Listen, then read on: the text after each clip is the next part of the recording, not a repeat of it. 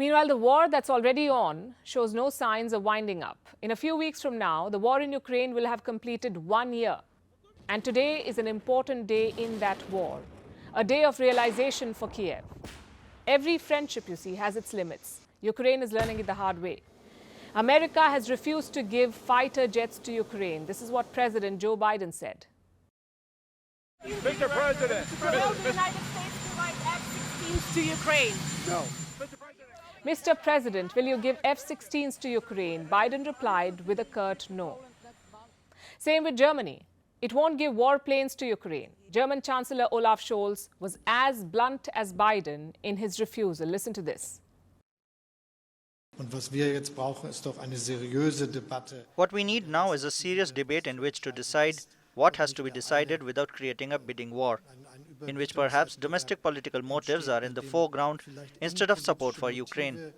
When it comes to such important things as weapons, it has to be about factual issues, about rational weighing. The message is quite clear: no fighter jets for Ukraine. Scholz even called this demand frivolous. That's the word he used. And this is quite a twist from the recent headlines where the West seemed ready to arm Ukraine. They promised tanks, and Kiev assumed that jets will follow. We told you about this last week. Ukraine has been promised 100-odd tanks by 12 of its Western partners. They called it a game changer. The euphoria has faded since. President Zelensky is said to be unhappy. He says he must have the fighter jets. Ukraine's deputy foreign minister has floated a proposal. He wants what he calls a fighter jet coalition.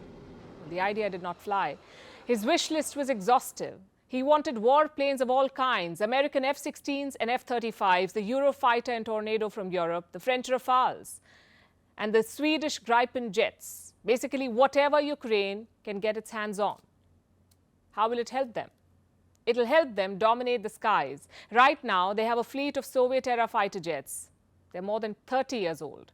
When Ukraine split from the Soviet Union, it kept these jets. How many? As of August last year, Ukraine was operating 69 jets. Compare that to Russia, and you'll know why President Zelensky wants the planes. The Russians have more than 700 fighters in their fleet. And these are heavy-duty planes. They can fire missiles. They can hit targets without entering Ukraine's airspace.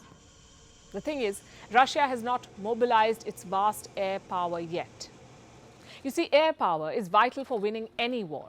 And Kiev wants this power. Its bigger Western allies are not on board, but several Baltic states have said that they're ready to support Kiev. The Netherlands is one of them.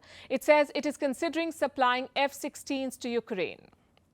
We are open-minded. There are no taboos. That's what the Dutch foreign minister told his parliament. His Slovakian counterpart says he is ready to. Slovakia may be ready to offer some MiG fighters. Also on this list is Poland, Ukraine's immediate neighbor to the west.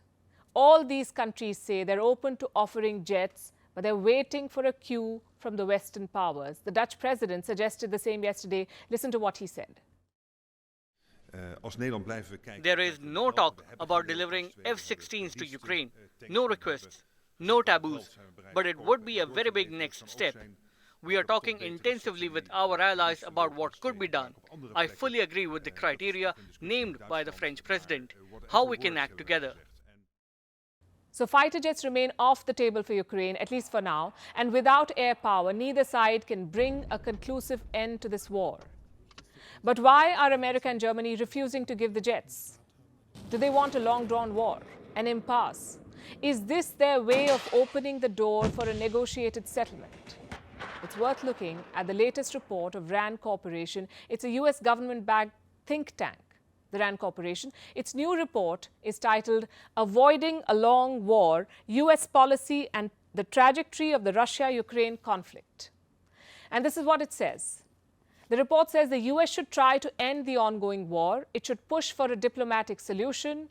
The war will hurt American interests. It also warns about Russia's nuclear arsenal. A long-drawn war might raise the risk of a nuclear conflict. The report has caught the world's attention. The arguments are compelling. Yes, Kiev needs all the help it can get. But for how long can the US and its allies keep arming Ukraine? The West must draw a line, and rejecting Ukraine's appeals for fighters may be a good place to start.